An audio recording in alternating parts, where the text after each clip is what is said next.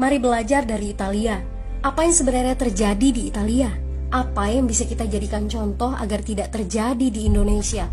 Kreatif konten ini berasal dari artikel warga Italia, dipersingkat dan dilengkapi data agar lebih mudah dipahami. Tahap 1. Kasus pertama diumumkan. Itu cuma flu. Apa pentingnya pakai masker? Orang-orang ini cuma lebay. Saya kan sehat, gak bakal ketularan. Gak usah panik lah. Tahap 2. Jumlah positif COVID-19 mulai naik signifikan. Cuma beberapa yang kena. Yang meninggal pun hanya orang-orang tua saja yang memang udah punya penyakit. Hidup seperti biasa aja lah. Pacaran, nongkrong bareng temen, jalan-jalan ke mall, tetap lanjut. Tahap ketiga. Jumlah kasus meningkat dengan cepat, berlipat ganda dalam 1 hari. Tingkat kematian pun bertambah. 7 Maret, lebih dari 5.000 kasus positif COVID-19. Zona merah diberlakukan di Italia. Wilayah yang dikarantina hampir 25% dari luas Italia. Sekolah dan universitas tutup, tapi tempat kerja, bar, dan restoran masih buka. Sementara itu, 75% wilayah lain masih menganggap enteng COVID-19.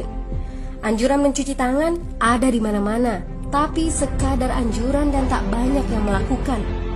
Tahap 4. Jumlah kasus meningkat pesat. Sekolah dan universitas ditutup selama sebulan. Darurat nasional pun diberlakukan. Rumah sakit menambah kapasitas, seluruh kamar dibersihkan untuk memberi ruang bagi pasien COVID-19. Tapi tak ada cukup dokter dan perawat.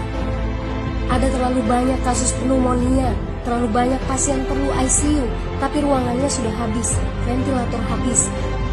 Pada titik ini seperti kondisi dalam perang.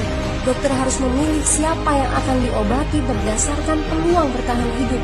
Itu berarti pasien lanjut usia dan punya penyakit bawaan seperti hipertensi, diabetes, stroke tidak masuk prioritas karena tidak ada lagi ruang. Sistem layanan kesehatan seketika runtuh. Tahap 5. 9 Maret mencapai lebih dari 9.000 kasus. Seluruh kota Italia lockdown. Orang-orang bisa pergi hanya untuk keperluan darurat dan dalam pengawasan ketat. Semua bisnis masih dibuka karena jika tidak, ekonomi akan runtuh. Itu kebijakan pemerintah. Mulai ada ketakutan, orang-orang mulai memakai masker dan sarung tangan.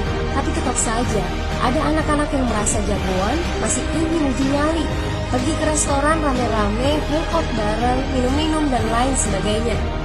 Tahap 6. 2 hari kemudian pemerintah Italia berubah pikiran. Semua bisnis harus tutup. Bar, restoran, pusat perbelanjaan, semua jenis toko, kecuali supermarket dan apotek. Penyebabnya, karena dalam sehari yang positif bertambah lebih dari 2.000 kasus. Penduduk yang mau keluar rumah harus mendapat surat izin. Surat izin ini didapatkan dari pos pemeriksaan polisi yang disebar di berbagai lingkungan. Yang melanggar bisa kena denda 3,3 juta rupiah. Bagi pasien positif yang tidak mau mengkarantina diri, bakal dituntut dengan pasal pembunuhan, hukuman 1-12 tahun penjara. 21 Maret jumlah korban meninggal di Italia terus meningkat melampaui Cina. Sebagai gambaran, luas Italia itu kurang lebih 2 kali Pulau Jawa. Penduduknya lebih dari 60 juta jiwa.